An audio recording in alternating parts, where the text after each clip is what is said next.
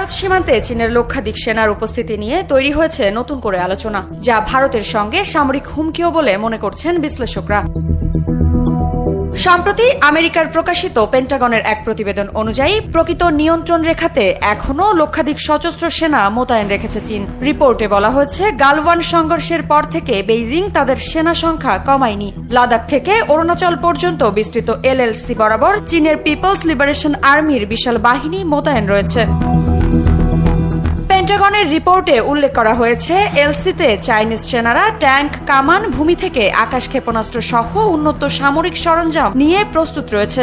আরও উদ্বেগজনক বিষয় হলো, সেখানে পিএল এর অন্তত 20টি সম্মিলিত অস্ত্র ব্রিগেড মোতায়েন রয়েছে।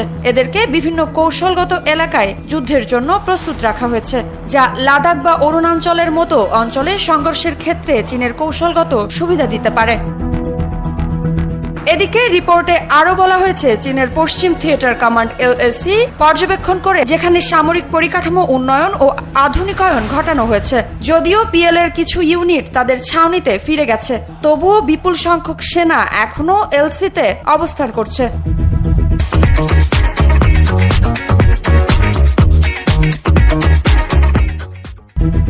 2020 সালের গালওয়ান সংঘর্ষের পর থেকে নয়াদিল্লি ও বেইজিং এর মধ্যে উত্তেজনা বাড়তে থাকে।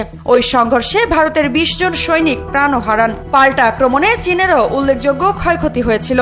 সেই ঘটনার পর ভারতও এলএসি বরাবর সেনা মোতায়েন বাড়ায় এবং পরিস্থিতি স্বাভাবিক করতে কয়েক দফা আলোচনা হয়। পেন্টাগনের এই রিপোর্ট